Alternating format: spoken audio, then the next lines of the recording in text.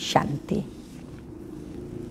आज अव्यक्त बाप दादा के मधुर महावाक्य हैं 5/2/2023।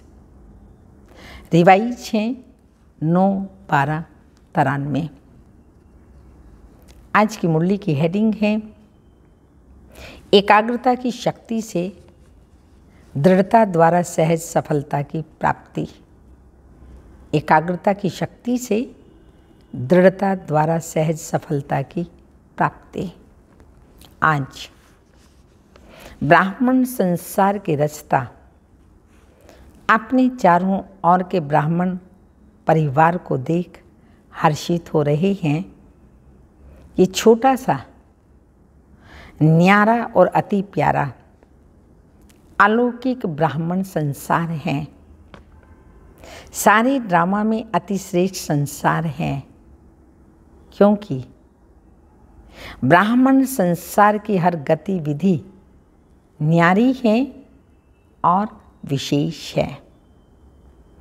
इस ब्राह्मण संसार में ब्राह्मण आत्माएं भी विश्व में से विशेष आत्माएं हैं। इसलिए ही ये विशेष आत्माओं का संसार है। हर ब्राह्मण आत्मा की श्रेष्ठ वृत्ति, श्रेष्ठ दृष्टि और श्रेष्ठ कृति विश्व की सर्व आत्माओं के लिए श्रेष्ठ बनाने के निमित्त है। हर आत्मा के ऊपर ये विशेष जिम्मेवारी है, तो हर एक अपनी इस जिम्मेवारी को अनुभव करते हो। पूछ रहे हैं बाप दादा, जो आपकी जिम्मेवारी है, इस जिम्मेवारी को अनुभव करते हैं कि मेरी ही ये जिम्मेवारी है। कितनी बड़ी जिम्मेवारी है। सारे विश्व का परिवर्तन। क्या है हमारी जिम्मेवारी? 5 तत्वों सहित हमें सारे विश्व का परिवर्तन करना है। ना सिर्फ आत्माओं का परिवर्तन करते हो, लेकिन प्रकृति का भी परिवर्तन करते हो। ये स्मृति सदा रहे, इसमें नंबरवार हैं। सभी ब्राह्मण आत्माओं के अंदर संकल्प सदा रहता है कि हम विशेष आत्मा नंबर 1 बने, लेकिन संकल्प और कर्म में अंतर पड़ जाता है। संकल्प करते हैं, प्रैक्टिकल नहीं हो पाता, इसलिए बाबा ने कहा दोनों में अंतर पड़ जाता है। इसका कारण कर्म के समय सदा अपनी स्मृति को अनुभवी स्थिति में नहीं लाते, अनुभव नहीं करते। सुनना, जानना ये दोनों याद रहता है, लेकिन स्वयं को उस स्थिति में मानकर चलना, इसमें मेजॉरिटी कभी अनुभवी और कभी सिर्फ मानने और जानने वाले बन जाते हैं। इस अनुभव को बढ़ाने के लिए 2 बातों के विशेष महत्व को जानो। एक स्वयं के महत्व को और दूसरा समय के महत्व को। स्वयं के महत्व को और दूसरा समय के महत्व को जानो। स्वयं के प्रति बहुत जानते हो। अगर किसी से भी पूछेंगे आप कौन सी आत्मा हो, वह अपनी से भी पूछेंगे मैं कौन, तो कितनी बातें स्मृति में आएंगी। श्रेष्ठ आत्मा हूँ, महान आत्मा हूँ, त्रिनेत्री हूँ, त्रिकालदर्शी हूँ, होवानार देवता हूँ, आदि आदि। तो बाबा ने कहा कितनी बातें स्मृति में आएंगी। 1 मिनट के अंदर अपने कितने स्वमान याद आ जाते हैं। 1 मिनट में कितने याद आते हैं? हाँ, बहुत आते हैं ना।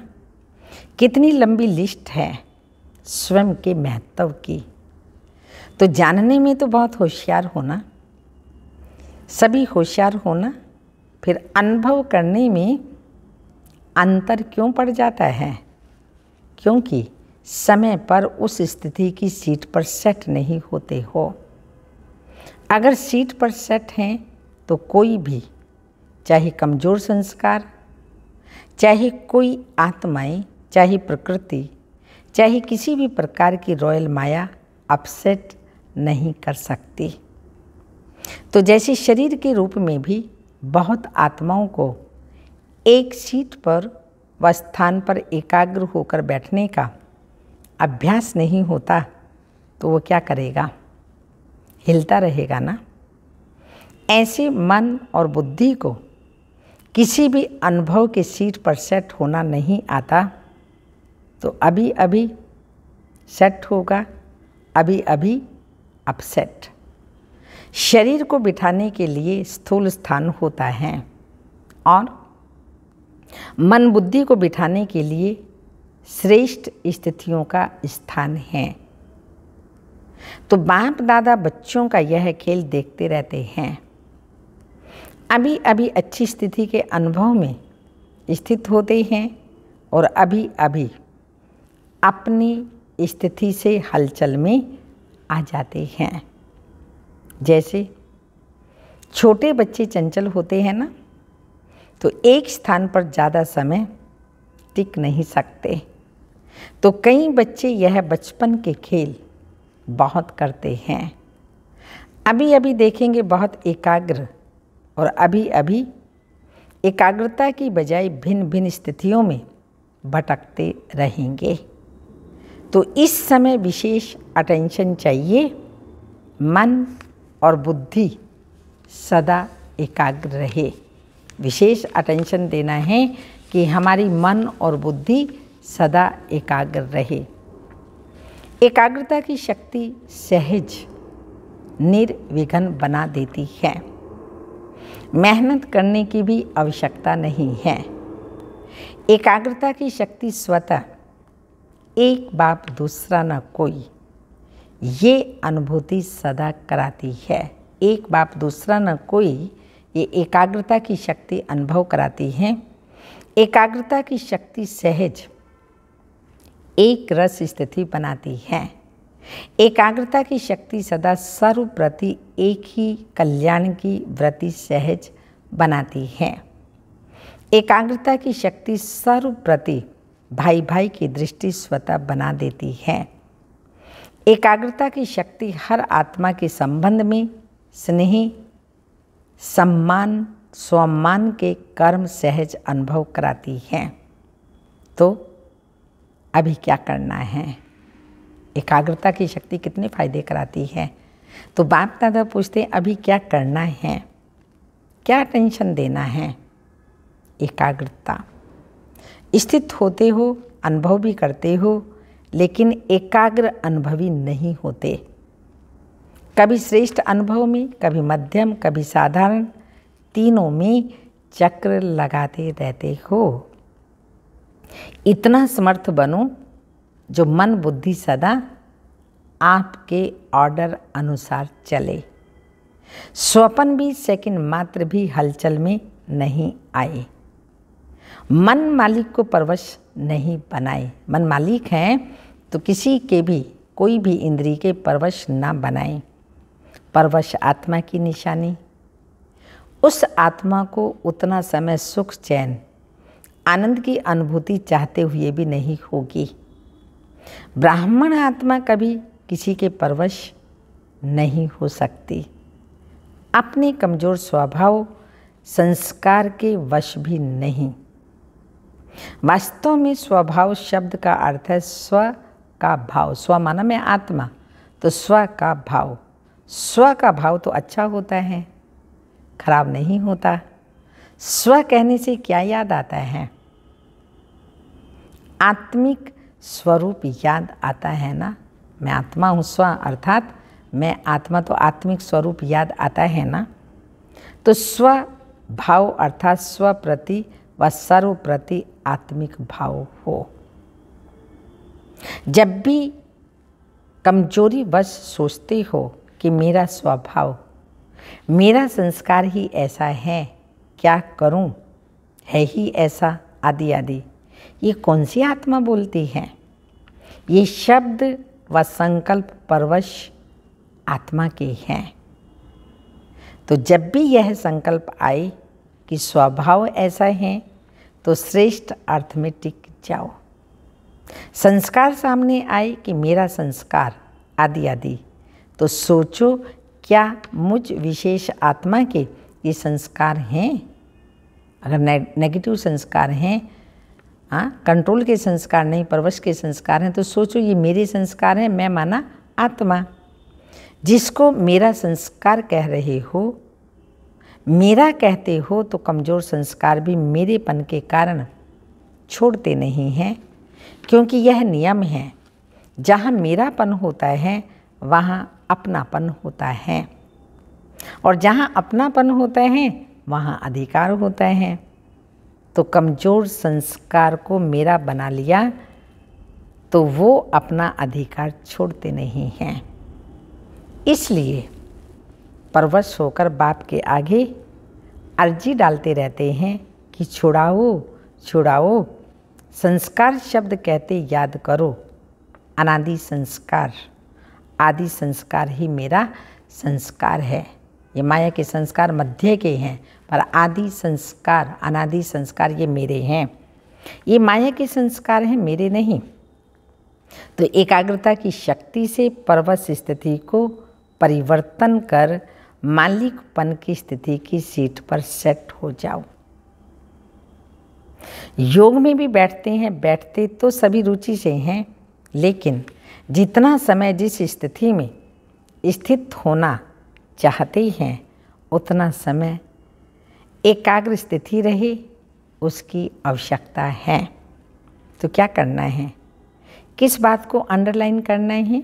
हाँ, किस बात को अंडरलाइन करना है? एकाग्रता को। एकाग्रता में ही दृढ़ता होती है, और जहाँ दृढ़ता है वहाँ सफलता गले का हार है। जहाँ एकाग्रता है वहाँ दृढ़ता है, और जहाँ दृढ़ता है वही सफलता का आधार है, अर्थात सफलता हमारे गले का हार है। अच्छा, अव्यक्त बाप दादा की पर्सनल मुलाकात है। उड़ती कला में जाने के लिए डबल लाइट बनो। कोई भी आकर्षण आकर्षित ना करे। सभी अपने को वर्तमान समय के परमाणु तीव्र गति से उड़ने वाले अनुभव करते हो। समय की गति तीव्र है व आत्माओं के पुरुषार्थ की गति तीव्र है। समय आपके पीछे पीछे है, या आप समय के परमाणु चल रहे हो। समय के इंतजार में तो नहीं होना कि अंत में सब ठीक हो जाएगा, संपूर्ण हो जाएंगे, बाप समान हो जाएंगे, ऐसे तो नहीं है ना। क्योंकि ड्रामा के हिसाब से वर्तमान समय बहुत तीव्र गति से जा रहा है, अति में जा रहा है। जो कल था उससे आज और अति में जा रहा है, ये तो जानते ही हो ना।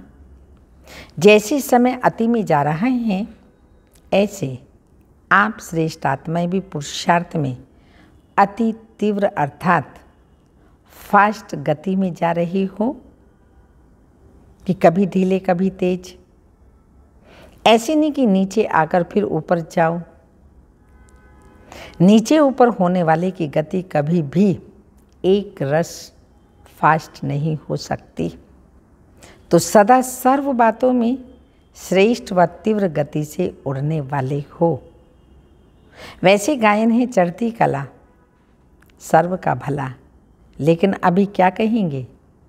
उड़ती कला सर्व का भला। अभी चढ़ती कला का समय भी समाप्त हुआ, अभी उड़ती कला का समय है। तो उड़ती कला के समय कोई चढ़ती कला में पहुंचना चाहे तो पहुंच सकेगा नहीं। तो सदा उड़ती कला हो। उड़ती कला की निशानी है सदा डबल लाइट।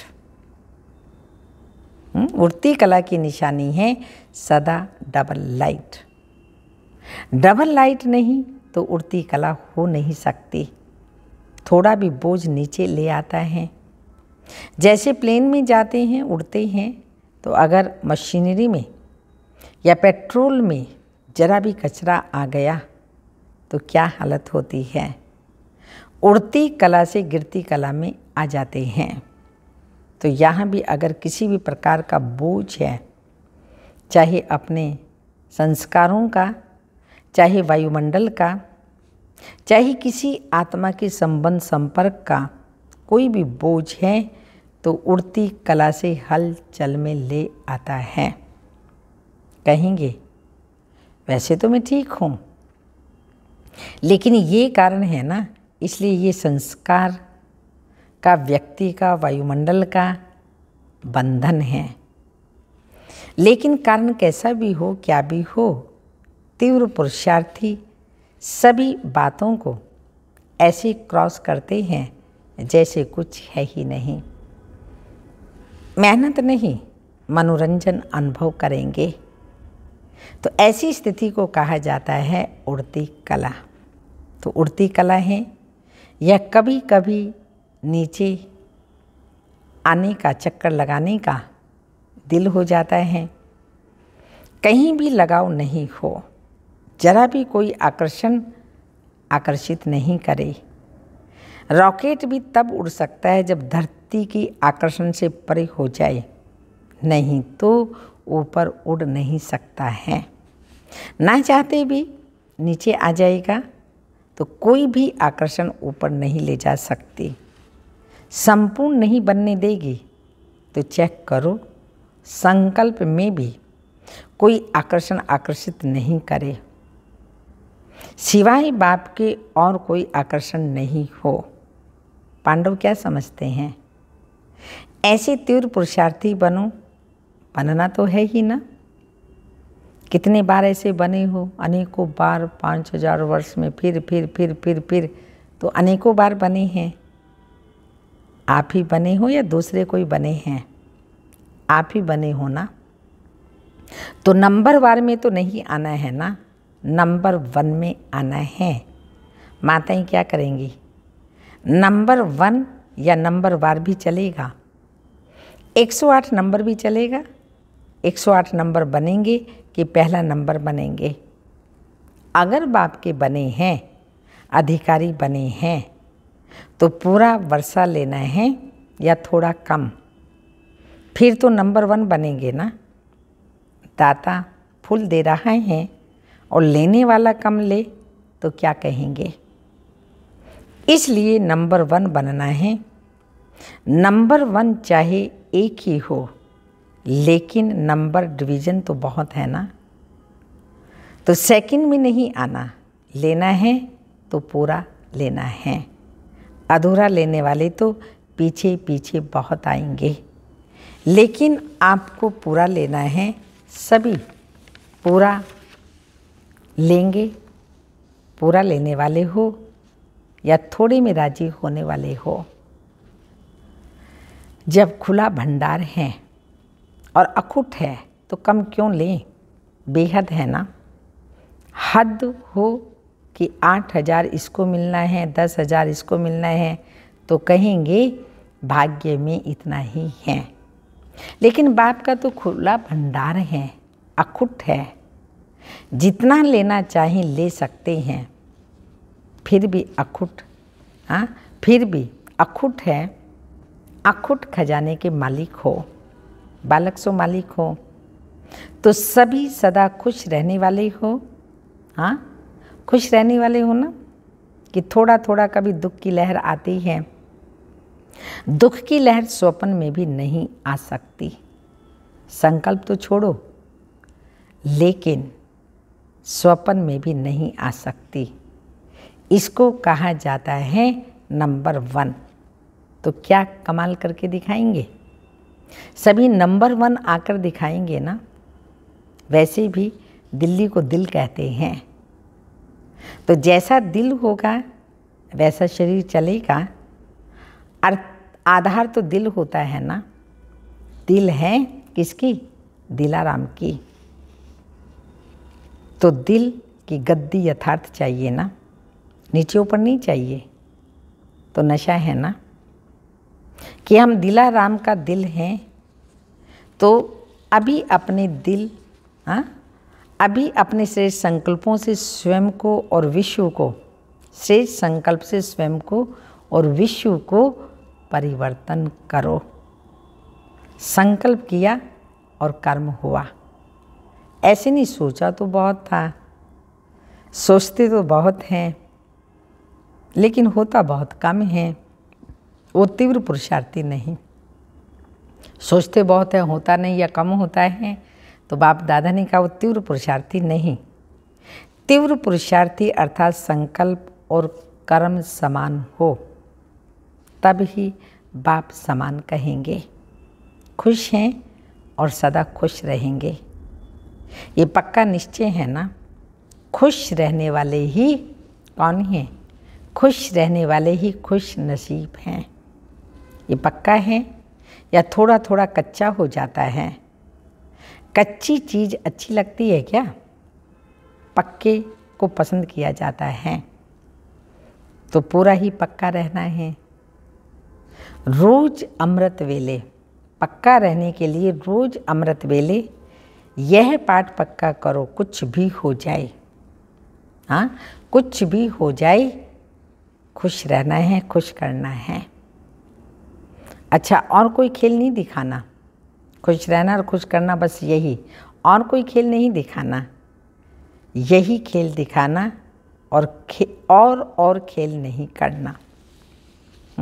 सिर्फ खुश रहना और खुश रखना, ये खेल दिखाना, और कोई खेल नहीं दिखाना। अच्छा, चारों ओर के अलौकिक ब्राह्मण संसार की विशेष आत्माओं को सदा श्रेष्ठ स्थिति के अनुभव की सीट पर सेट रहने वाली आत्माओं को, सदा स्वयं के महत्व को अनुभव करने वाले, सदा एकाग्रता की शक्ति से मन बुद्धि को एकाग्र करने वाले, सदा एकाग्रता की शक्ति से ही दृढ़ता द्वारा सहज सफलता प्राप्त करने वाले, सर्वश्रेष्ठ सर्वविशेष सर्वस्नेही आत्माओं को बाप दादा का याद प्यार। Good morning diamond morning. रूहानी बाप की रूहानी बच्चों को नमस्ते। हम रूहानी बच्चों की रूहानी माता पिता बाप दादा को याद प्यार। Good morning diamond morning. Om नमस्ते। वरदान है, भाग्य और भाग्य विधाता बाप की स्मृति में रहें। भाग्य और भाग्य विधाता बाप की स्मृति में रहें। भाग्य बांटने वाले फ्राक दिल महादानी भव। भाग्य विधाता बाप और भाग्य दोनों ही याद रहें, तब औरों को भी भाग्यवान बनाने का उमंग उत्साह रहेगा। जैसे भाग्य विधाता बाप ब्रह्मा द्वारा भाग्य बांटते हैं, ऐसे आप भी दाता के बच्चे हो, भाग्य बांटते चलो। वे लोग कपड़ा बांटेंगे, अनाज बांटेंगे, कोई गिफ्ट देंगे आदि आदि, लेकिन उससे कोई तृप्त नहीं हो सकते। आप भाग्य बांटो तो जहाँ भाग्य है वहाँ सब प्राप्तियाँ हैं। ऐसे भाग्य बांटने में फ्राक दिल श्रेष्ठ महादानी बनो, सदा देते रहो। दाता के बच्चे हैं तो सदा देते रहो। स्लोगन, जो एक नामी रहते हैं और इकोनॉमी से चलते हैं वही प्रभु प्रिय हैं। जो एक नामी रहते हैं और इकोनॉमी में चलते हैं वही प्रभु प्रिय हैं। आज का अव्यक्त इशारा, प्रतिज्ञा करो, कैसी भी समस्या आए, कोई भी कारण बने, लेकिन हम और कोई पर भी बलि नहीं चढ़ेंगे। जैसे बीज बोने के बाद उसको जल दिया जाता है, तब वृक्ष रूप में फलीभूत होता है। जब जल दिया जाता है तब वो वृक्ष रूप में फलीभूत होता है। इस रीति यह जो भी प्रतिज्ञाएं की हैं उसको पूर्ण करने के लिए संग का जल भी चाहिए। शिव बाबा के संग का जल भी चाहिए तो अपनी हिम्मत भी चाहिए। दो चीज़ें चाहिए, संग का जल और अपनी हिम्मत चाहिए। अच्छा, ओम शांति।